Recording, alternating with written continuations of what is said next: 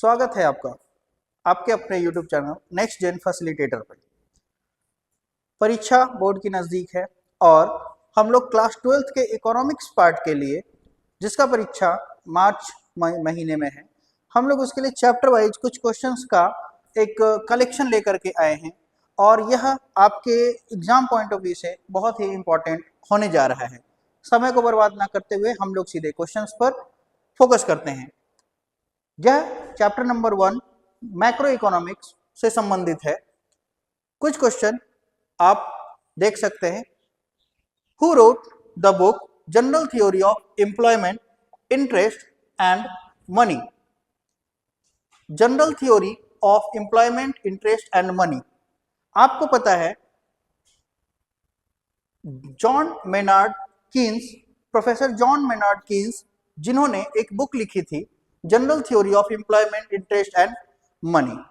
तो ये आपके लिए काफी इंपॉर्टेंट साबित होगा। दूसरा क्वेश्चन है which of the following is are the goals of macroeconomics? आपको पता है इकोनॉमिक्स को दो पार्ट में डिवाइड किया गया है, माइक्रो इकोनॉमिक्स और मैक्रो इकोनॉमिक्स। जब हम लोग मैक्रो इकोनॉमिक्स की बात करते हैं तो हम लोग इंडिविजुअल फर्म्स, इंडिविजुअल इकोनॉमी की बात नहीं करते हैं, तो हम लोग ऑप्शन पे फोकस करते हैं। The very first option is to achieve higher level of GDP, to achieve higher level of employment, to stabilize the prices, और लास्ट ऑप्शन है all of the above। तो हमारा आंसर होगा all of the above। हम लोग तीसरे question पर बात करते हैं। What are the tools of macro economics? Macro economics के कौन कौन से टूल्स हैं? तो ऑप्शन है monetary policy, fiscal policy, income policy and all of the above. तो हमारा इसमें ऑप्शन होगा मैक्रो इकोनॉमिक्स के टूल के लिए all of the above. Monetary policy आप याद रखेंगे आरबीआई डिसाइड करती है, फिस्कल पॉलिसी सेंट्रल गवर्नमेंट जो है वो डिसाइड करता है। नेक्स्ट क्वेश्चन है the study of groups and broad aggregates of the economy is known as? The study of group and broad aggregates, जब हम लोग ब्रॉडली इकोनॉमिक्स को ब्रॉडली स्टडी करते हैं तो वो स्टडी करते हैं हम लोग मैक्रो इकोनॉमिक्स के अंतर्गत। तो हमारा जो नेक्स्ट क्वेश्चन है वो होगा मैक्रो इकोनॉमिक्स। नेक्स्ट क्वेश्चन है which of the following is a macro economic study? Macro economic के अंदर किस किस चीजों को हम लोग स्टडी करते हैं? तो फर्स्ट ऑप्शन है government budget and economy, price determination of the commodity, producer equilibrium, consumer equilibrium. जैसा कि आपको पता है क्लास 11th के अंदर हम लोगों ने ये तीनों ही चीज पढ़ रखे थे। तो ये जो चीजें हैं ये माइक्रो इकोनॉमिक्स के पार्ट है और गवर्नमेंट बजट जो है वो हमारा मैक्रो इकोनॉमिक्स का पार्ट है। नेक्स्ट क्वेश्चन है choose the correct alternative to be filled for the economist in the given blank. A shrewd foreign currency speculator authored the book titled The Economic Consequences of the Peace 1919। 1919 जब first world war खत्म हुआ था उस समय economically पूरा world unstable था। उस दौरान एक बुक लिखा गया था the economic consequences of peace, जिसके राइटर हैं जॉन मेनार्ड कीन्स। हम लोग मैक्रो इकोनॉमी के लिए बहुत सारी ऐसी थ्योरीज हैं जो जॉन मेनार्ड कीन्स के द्वारा लिखा गया है, उन्हीं थ्योरीज पर बेस्ड होता है। नेक्स्ट क्वेश्चन पे हम लोग फोकस करते हैं। Choose the correct alternative to be filled in the given blank. A individual who takes decision relating to his her own consumption और a group of individuals for whom decisions relating to consumption are jointly determined। The very first option is state, firm, household और external sector।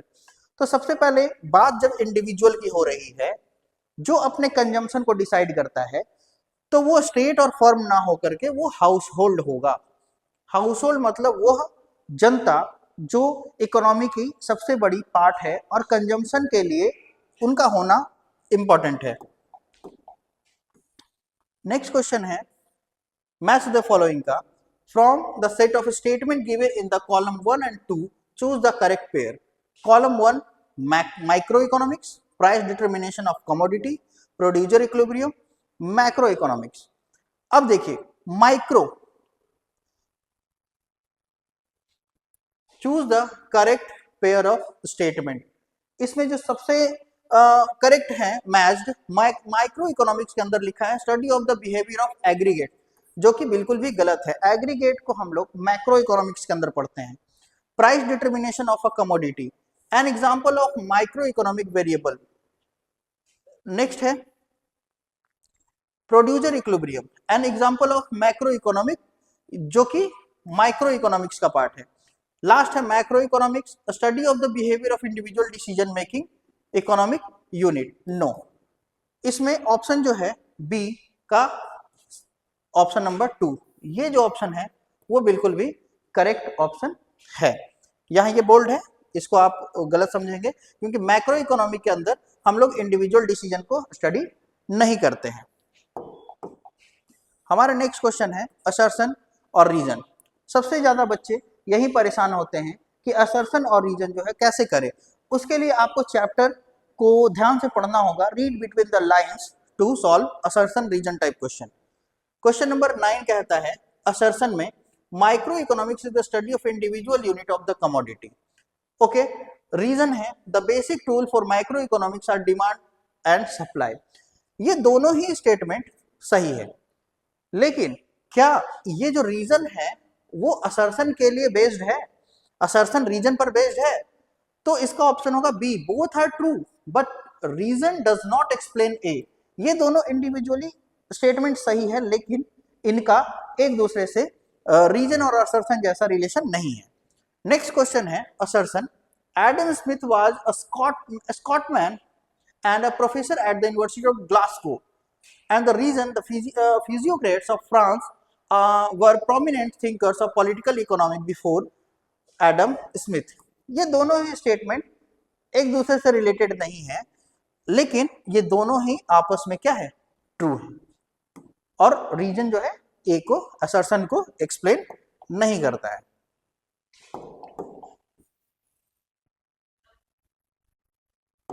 Next है assertion reason.